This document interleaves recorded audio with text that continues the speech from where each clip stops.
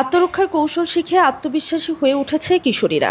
এর মাধ্যমে চলার পথে ভয়কে জয় করতে সক্ষম হয়েছেন তারা। নিজেদের সুরক্ষার বিভিন্ন কৌশল রপ্ত করেছেন। যে কোনো পরিস্থিতি মোকাবেলায় সাহসী হয়ে উঠেছেন তারা।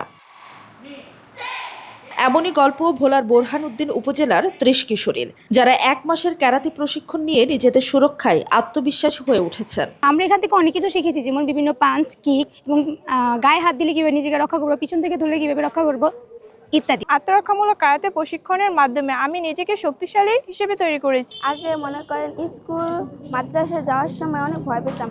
ছেলেরা যদি কোথাও দাঁড়িয়ে থাকতো, দুই তিন ছেলেরা দেখলে অনেক ভয় পেতাম। তাদেরকে দেখে অন্য সাইড দিয়ে রাস্তা হেঁটে যেতাম। এখন আর মনে হয় না যে ওদেরকে দেখে অন্য সাইড দিয়ে রাস্তা হেঁটে যাওয়া লাগবে। এই প্রশিক্ষণের মাধ্যমে নিজেকে আত্মরক্ষা করার কৌশল জানতে পেরেছি।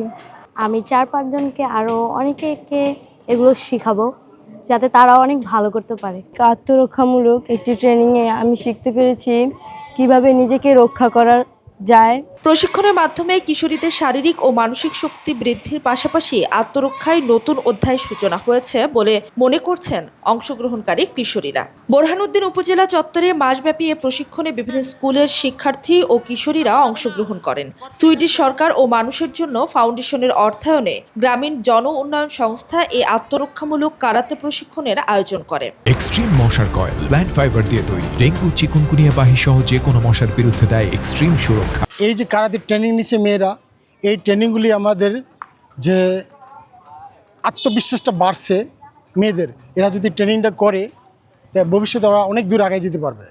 নারীর ক্ষমতায়নের জন্য আত্মরক্ষার এ প্রশিক্ষণ অত্যন্ত জরুরি বলে মনে করছেন উপজেলা নির্বাহী কর্মকর্তা। জনন্য সংস্থার তত্ত্বাবধানে যে কারাতে প্রশিক্ষণটা বোরহানউদ্দিন উপজেলায় হয়েছে, এটা আসলে আমি মনে করি যে এটা কিশোরীরা যে এটা নিয়েছে, বেসিক্যালি কিশোরীরা এটা প্রশিক্ষণটা নিয়েছে।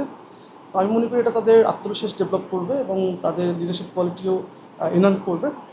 আপনারা জানেন যে নারী এবং পুরুষ উভয়ের ক্ষেত্রেই আত্মরক্ষাটা একটা গুরুত্বপূর্ণ বিষয়।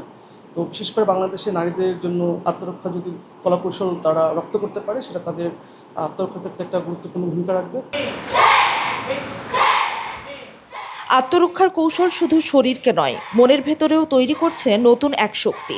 ভয়কে জয় করে আত্মবিশ্বাসী হয়ে উঠছে ভোলার কিশোরীরা। তাদের এই সাহসী পদক্ষেপই হয়তো আগামী দিনের বাংলাদেশকে করে তুলবে আরও নিরাপদ এবং শক্তিশালী।